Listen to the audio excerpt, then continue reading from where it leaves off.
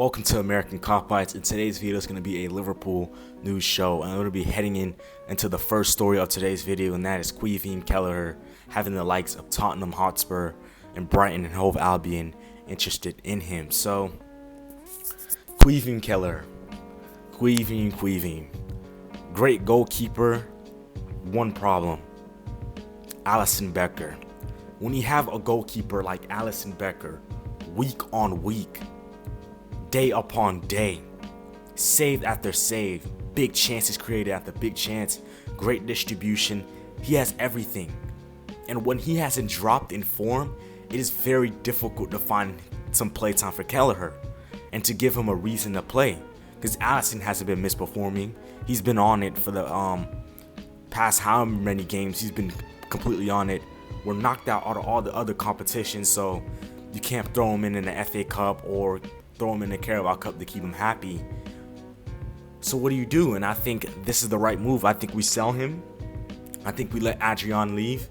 Maybe we promote a goalkeeper from the youth setup, and then we bring in a reliable, solid, experienced number two, so that goalkeepers like the youth academy goalkeepers can learn from and build a base from. And I feel like that's the move, because Kelleher is way too good to be a number two, and it's just unfortunate that he's going up against Alisson. So at Tottenham, he would fit perfectly well. I feel that would be a great signing for Tottenham. Lloris is not doing too hot, and Fraser Forster is a bit on the older side, which is not a problem because goalkeepers last a very long time. But bringing a nice young goalkeeper like Eman Kelleher would definitely be an upgrade for Tottenham. Brighton as well, you got Sanchez and Jason Steele. Maybe you bring in Kelleher to that talented Brighton squad, and I could see him playing there and getting quality game time and becoming a key part of that Brighton side. So I love these moves for Eman Kelleher.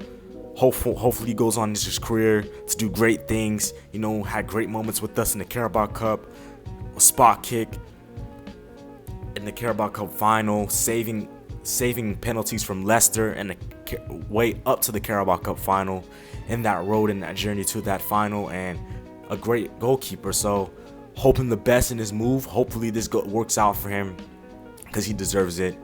So all thanks to Eman Kelleher. Hopefully he gets a move soon and these rumors are true. Let's move into the next story. Moving into the next story, and it is going to be George Schmadtke, our new sporting director. Now,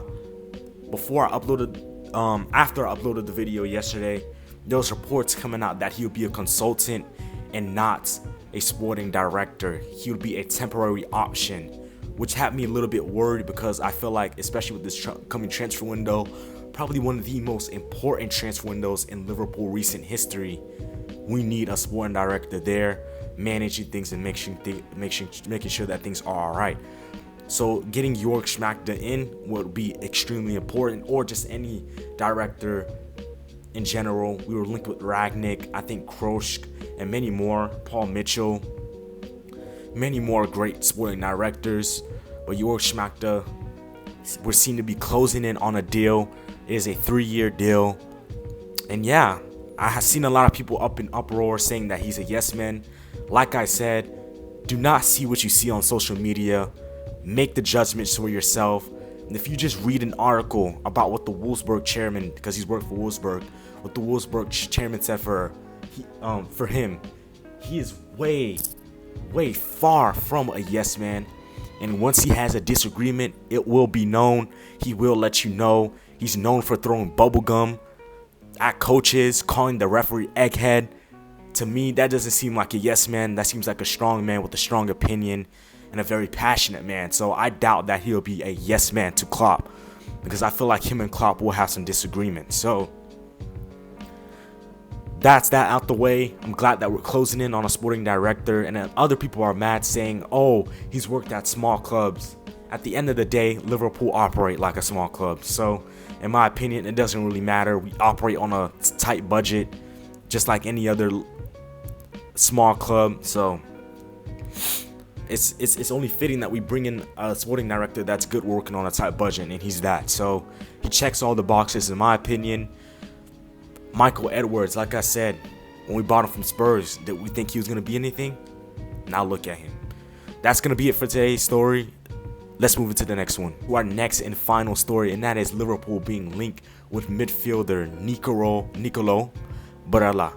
Now, Nicolo Barella tomorrow is going to be playing in the Champions League semi-final first leg against AC Milan at the San Siro. Top player. Reportedly, we're sending scouts to that game, and we sent scouts to his other game before.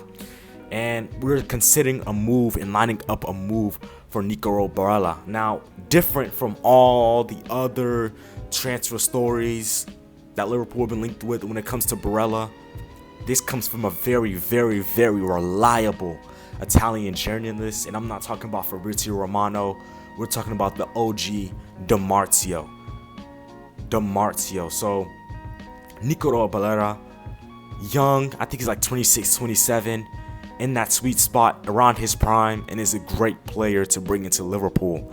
My issue is that he seems very settled in Italy, and I find it hard to see that he would go from Italy, a place where he's comfortable and settled, to Liverpool. I don't see that happening. It just seems like he's loyal to Inter Milan.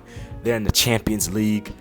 You know, they're doing well. They have a chance to go to the final. So everything seems to be good for Barella at the moment, but in terms of attacking wise and defensive and having that balance, Nicolo Barella is amazing, leading Italy to the Euros.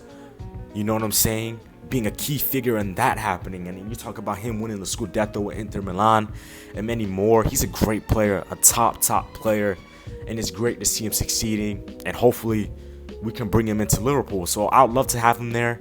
And yeah, that's going to be it on Nicolo Barella and all other stories for today. Let me know your opinions down in the comment section below. Like and subscribe. It's the American Copites, and I'm out.